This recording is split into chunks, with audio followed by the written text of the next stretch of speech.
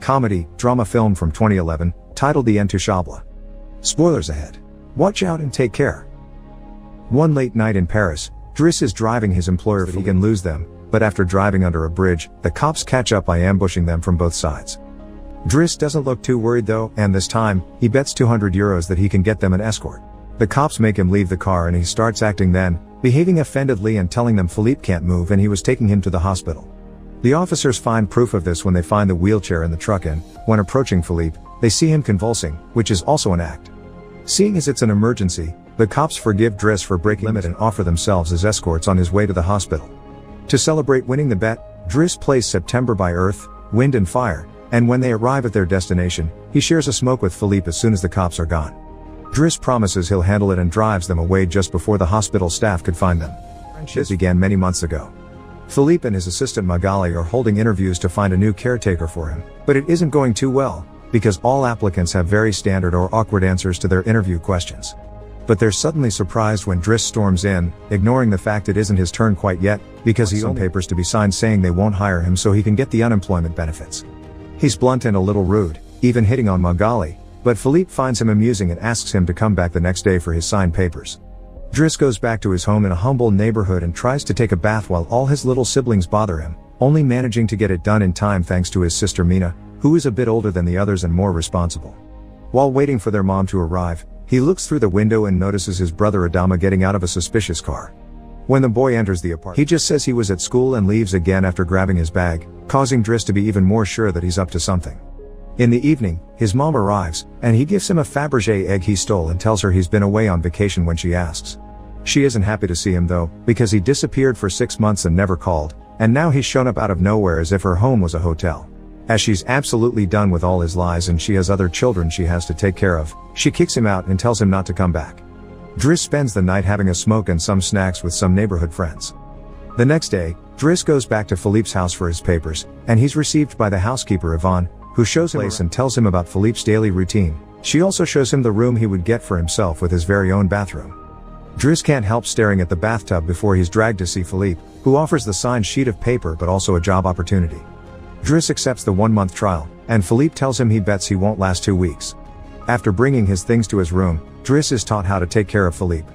He must learn how to keep his legs stimulated, how to put him in the wheelchair, how to help him shower and change his clothes. Things get awkward when Driss discovers he must put on him some high stockings and his butt after Philippe uses the bathroom, but no matter how much he complains and says he won't do those chores, he ends up accepting them as part of his job.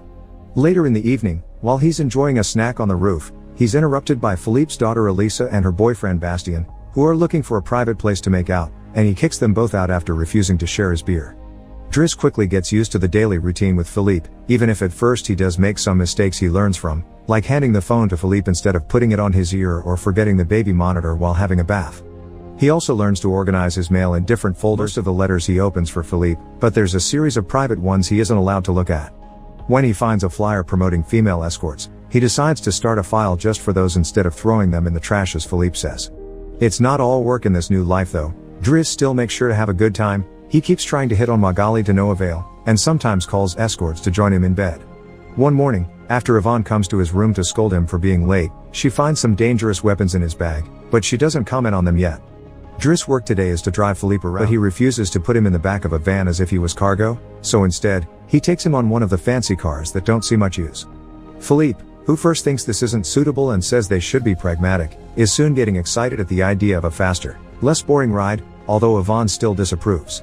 When they try to leave the building, there's a neighbor parked at their entrance, ignoring the sign on the door that says it's forbidden. Driss wastes no time and goes after the guy, grabbing him by the front of his shirt and threatening him until he moves the car. Philippe is impressed by it, but Yvonne, once again, disapproves. The pair goes to a museum, where Philippe is planning to buy a piece of artwork that Driss considers not worth the money because it's just a red blotch on the canvas. Afterward, Philippe meets with a relative of his, who tells him everyone is worried about Driss since he can be violent. He's also discovered he has a criminal record, but Philippe doesn't care. He appreciates Driss because he doesn't pity him and doesn't mind joking around with him. After another failed attempt at hitting on Magali, Driss has dinner with Yvonne in the kitchen while listening to Philippe dictate a letter to Magali. Claiming it's a private conversation, Yvonne turns off the baby monitor and proceeds to explain what's going on. Philippe is pen pals with a woman called Eleanor. Those are the letters he didn't let Driss open. but he's never met Eleanor in person. Their relationship is purely epistolary. Speaking of love, Driss teases Yvonne for the looks the gardener gives her all the time before going to bed. He's trying to sleep when he hears some weird sounds coming from the baby monitor. Philippe is having trouble breathing.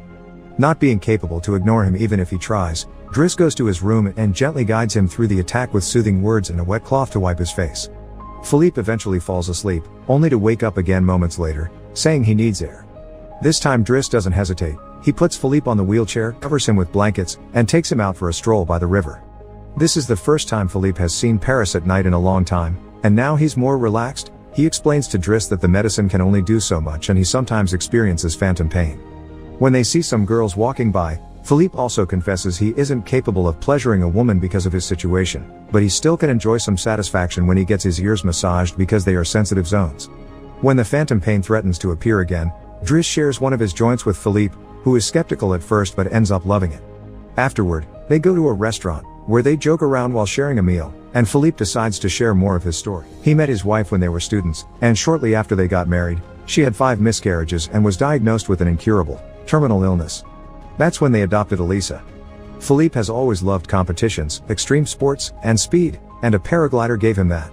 It was during a paragliding session that bad weather caused him to crash and break his vertebrae, although he still thinks his real handicap isn't the chair but living without his wife. After joking around some more, Philippe remembers the date and realizes Driss has passed his 1-month trial, so he's now officially hired. But he needs to start by bringing back the Fabergé egg he stole because it was a gift from his wife. She would give him one every year, and he has exactly 25, matching their time together. The next day, Driss goes to talk to Mina when she's leaving school, who is a bit offended because he hasn't been answering her messages except to ask her to look for the egg. She also tells him about some cops that have been calling their home. Afterward, he visits Adama, who confesses he was found with 30 grams on him. Driss wants to take him to lunch, but Adama refuses and instead gets in the same suspicious car from before. Later on, Driss is allowed to be present while Philippe dictates his letter for Eleanor to Magali. He thinks this purple prose is very boring and that Philippe should be more direct. He's doing things like getting a faster car, sharing joints, and even hiring escorts together. When Philippe's birthday comes, he isn't very excited about it. Every year, he pretends to be surprised that they're throwing a party and has to meet with all these relatives that only come to see him on the date to check he's still alive. Philippe says it'll all be rather boring. While he and the guests enjoy some live classical music, Driss searches for Elisa, who is crying in her room after having taken some of Yvonne's pills, which won't kill her as she expected. The reason why she's sad is that Bastien broke up with her and called her a tart, so she asks Driss to talk to the boy, which he accepts to do for a price. Meanwhile, Philippe is showing Driss painting to his relative and manages to convince him to buy it for 11,000 euros. Driss goes back to the dining room and chats with Yvonne, who tells him Magali is in a relationship with someone named Fred, but things are rather rocky at the moment, giving Driss hope. As the party begins to die down, Philippe makes Driss listen to some of the most important songs in classical music history, but he could only joke in response. After the band is done, he brings his iPod and plays Boogie Wonderland by Earth, Wind and Fire before he starts dancing right in the middle of the floor. He's an incredible dancer and he even convinces the rest of the party to join him and dance with him, which Philippe enjoys watching. Later, when putting Philippe to bed, Driss opens Eleanor's latest letter to him. She sent her picture, showing she's rather pretty, and is telling him they should meet next week when she visits Paris. When the day of the date comes, Yvonne and Driss put Philippe through dozens of outfits until they find the perfect one. And since it's Yvonne the one that will take Philippe to the date, Driss uses his day off to visit Bastien and threatens him until the boy accepts to apologize to Eliza and to bring her croissants every day. He also asks him to fix his hair. Afterward, he visits his mother at work, but only to watch her from afar. At the restaurant, Yvonne and Philippe are waiting for Eleanor, who is very late. After waiting for an hour, Philippe gives up, calls Driss to ask him to take him away, and then leaves the restaurant without noticing Eleanor is arriving at the same time. That same night, Philippe takes Driss with him in his private plane and gives him the money he got for selling the picture, making him immeasurably happy. They make it to the countryside the next morning, and Philippe decides to go paragliding, dragging Driss with him as well. Driss doesn't want anything to do with it, but after initially freaking out, he ends up enjoying the experience. When they return home, Adama is there waiting for Driss and gets scolded when he sees the scars on his face. Adama will still not tell Driss in his life though, so Driss makes him wait in his room while he calls Mina to tell her not to worry and goes to put Philippe to bed. Philippe, however, isn't sleepy yet. After making Driss look at a painting with him, he asks him about his family, which Driss at first doesn't want to talk about, but eventually gives in. It turns out Adama technically isn't his brother and his parents aren't actually his parents, they're his aunt and uncle. They fetched him from Senegal when he was 8 because they couldn't have kids, and his real name is Bakari Basari, but because other kids had that name, they called him Idris, and that became Driss. One day, his aunt miraculously was able to conceive, and after his uncle died, there were more kids as well. In the same way Driss had talked to him about Elisa, Philippe points out that Adama needs discipline, so he fires Driss so he can be there with his family because he can't spend his whole life taking care of an old man. The next morning, after Bastien has brought his daily croissant while wearing a better hairdo, Driss packs his bags and gets ready to go. Magali comes to say her goodbyes, and when Driss tries to hit on her one last time, Magali introduces him to his significant other Fred, which is short for Frédéric. Turns out Magali isn't interested in men, and Driss gives up on the spot. On his way out of the house, he gives the baby monitor back to Yvonne and teases her for having lied to him about Magali just to mess with him. In return, she gives him the escort file he had started, and he's disappointed to find the picture he had chosen is hidden there. Driss throws away the file, but he keeps the photo for himself. Once outside, he finds a car once again blocking the entrance, so he asks him to move away. He doesn't work there anymore. When Adama calls him out for it, Driss says it's a matter of principle. A few hours later, the two brothers go pick up their mother at the station. While back at the house, Philippe is having his first dinner together with his new caretaker, who is stuffy and boring, and Philippe decides to leave him without even having a bite. Since Yvonne is out on a date with the gardener, nobody is there for it. As days pass, Driss goes back to his old life. He hangs out with his old friends again and tells the guys from the suspicious car not to bother Adama anymore.